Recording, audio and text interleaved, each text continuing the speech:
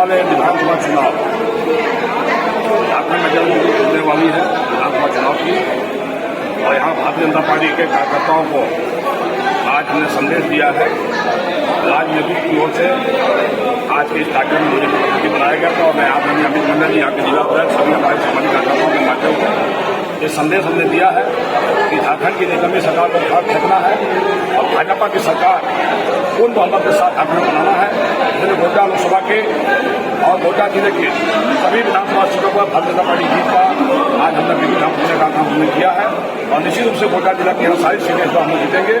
और जिस तरह से यहाँ के हमारे अपने विधायक अमित मंडल जी काम कर रहे हैं, यहाँ के सभी कार्यकर्ता काम कर रहे हैं, निश्चित रूप से गोड्डा विधानसभा के साथ साथ सभी विधानसभा सीटें यहाँ पर जीतेंगे।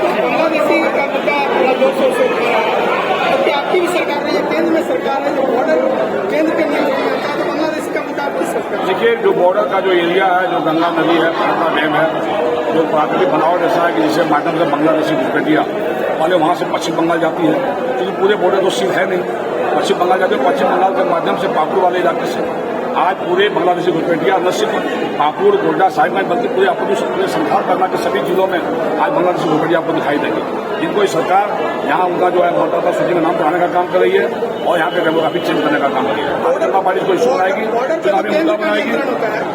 बिल्कुल, इसलिए मैंने कहा ना कि पूरे केंद्र सरकार से भी हम लोगों ने मांग किया है कि पूरे बॉर्डर को सील किया जाए, बांग्लादेश से भी बॉर्डर को सील किया जाए, लेकिन पश्चिम बंगाल की सरकार की नाकामी के चलते ये सारी घुसपैठियाँ इस यहाँ पर घुस रहे हैं और यहाँ पे झारखंड को संधापना को चारा बनाने का उन्होंने प्रयास किया। विधानसभा में जाने की बात बोल रहे हैं, कई जगह विरोधाभास दिख रहा है, कई जगह आपस में कार्यकर्ताओं के बीच गुटबाजी की बात आ रही है। देखिए, कहीं कोई कार्यकर्ताओं में गुटबाजी नहीं है, कहीं कहीं कुछ नेता के कुछ व्यक्तिगत लोग हैं जो इस तरह का माहौल खराब करने का प्रयास करते हैं। जब मैं यहाँ अभी आया तो मुझे भी यहाँ कहा गया रणधीर सिंह गो बैक, और रणधीर सिंह गो बैक कहा गया। किसने कहा, वो कौन लोग थे आपको पता आपको कि किसी एक नेता के चहेते लोग थे, और उन्होंने कहा गो बैक को मैं तो आया, मैं कार्यक्रम किया और सभी कार्यकर्ता खड़ा हैं, हजारों की संख्या में कार्यकर्ताओं ने हम लोगों को सम्मानित किया। यहाँ पे कुछ लोगों के हल्ला करने से भारतीय जनता पार्टी कमजोर नहीं होगी। भारतीय जनता पार्टी सरकार संगठन गोड्डा में बहुत मजबूत है, इसका रिजल्ट आपको विधानसभा चुनाव में भी दिखेगा। स्थानीय सांसद की किस तरह की भूमिका देखते हैं?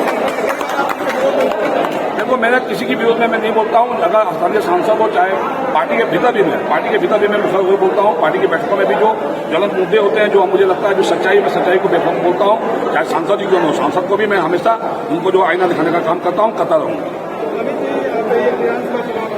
क्या इन मुद्दों को लेकर आप जाएंगे, खासतौर से चुनाव सामने है?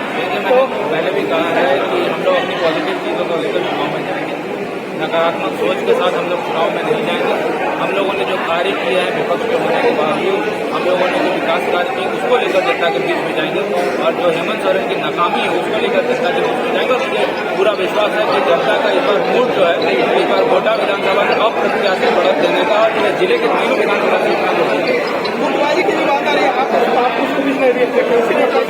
गुटबाजी इसको नहीं कह सकते हैं, आपसी नाराजगी होती है, और परिवार के अंदर अगर कोई व्यक्ति नाराज होता है तो उसको मनाने का काम करते हैं।